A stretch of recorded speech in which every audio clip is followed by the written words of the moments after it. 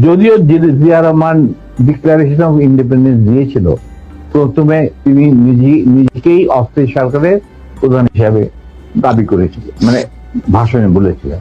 পরে ইন্ডিয়ার চাপে উনি থেকে বদলিয়ে যে মুজিবুর রহমানের ইনস্ট্রাকশনে আমি এই ঘোষণা দিলাম স্বাধীনতা।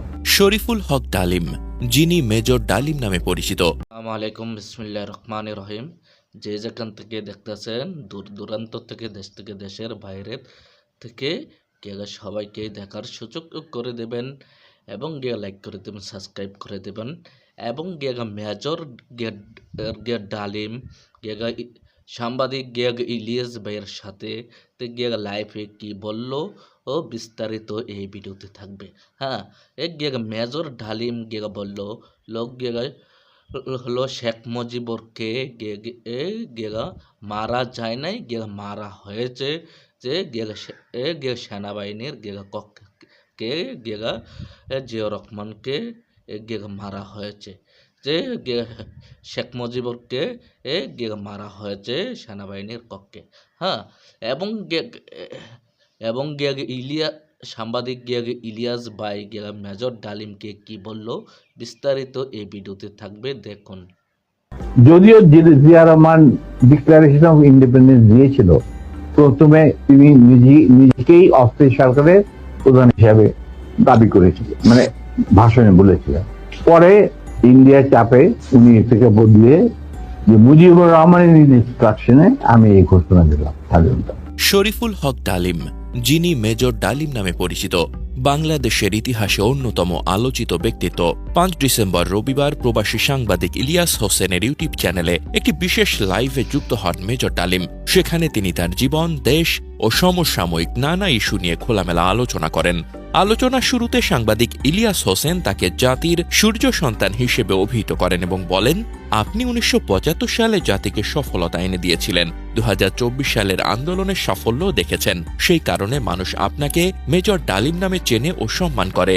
এর জবাবে মেজর ডালিম বলেন, আজ অনেক বছর পর দেশবাসীর তরফ থেকে, বিশেষ করে নতুন প্রজন্মের যারা ফ্যাসিবাদ বিরোধী আন্দোলনে আংশিক সফলতা অর্জন করেছে, তাদের লাল সালাম জানাই, তাদের সংগ্রামের জন্য আমার অভিনন্দন। তিনি আরো বলেন, মুজিব মারা যায়নি, বরং একটি সেনা অভ্যুত্থানে নিহত হয়েছে।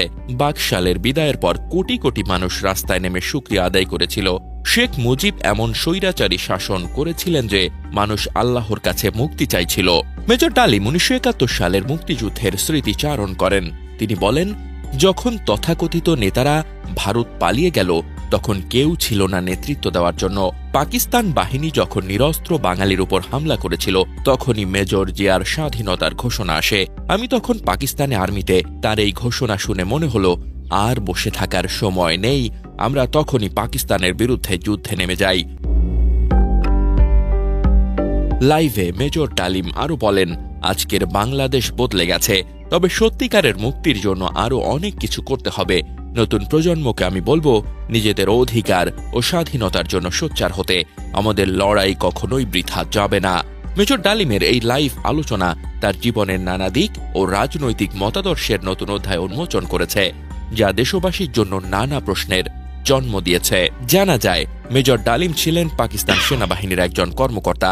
1971 সালে মুক্তিযুদ্ধ শুরু হলে তিনি পাকিস্তান বাহিনীর বিরুদ্ধে যুদ্ধ করেন এবং স্বাধীন বাংলাদেশের পক্ষে লড়াই করেন। মুক্তিযুদ্ধে সাহসিকতার জন্য তিনি প্রশংসিত হন। তবে স্বাধীনতার পর তার সামরিক ও রাজনৈতিক জীবনে নানা উত্থান পতন ঘটে।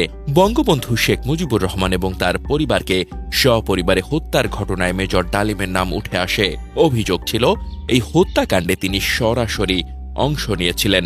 হত্যাকাণ্ডের পর তিনি দেশ ছাড়েন এবং দীর্ঘদিন প্রবাসে আত্মগোপন করে থাকেন। দেশত্যাগের পর মেজর ডালিম বিভিন্ন দেশে প্রবাসে ছিলেন। তিনি কখনো আফ্রিকা, কখনো মধ্যপ্রাচ্যে বসবাস করেছেন বলে জানা যায়।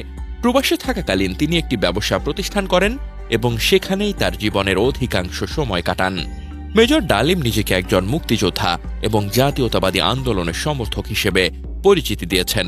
তিনি 1975 সালের ঘটনাকে বাকশালের পতন এবং দেশের গণতন্ত্রের পুনরুদ্ধার হিসেবে উল্লেখ করে এসেছেন।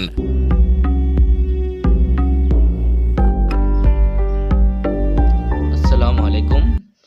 গিয়ে আমার গিয়ে পানপ্রিয় কলিজার গিয়ে ভাই বোনেরা, আপনারা সবই দেখছেন, গিয়ে সবই গিয়ে শুনছেন, গিয়ে মেজর ডালিম গিয়ে কি বললো, এবং গিয়ে সাংবাদিক গিয়ে ইলিয়াস ভাইও গিয়ে কি বললো মেজর ডালিমকে।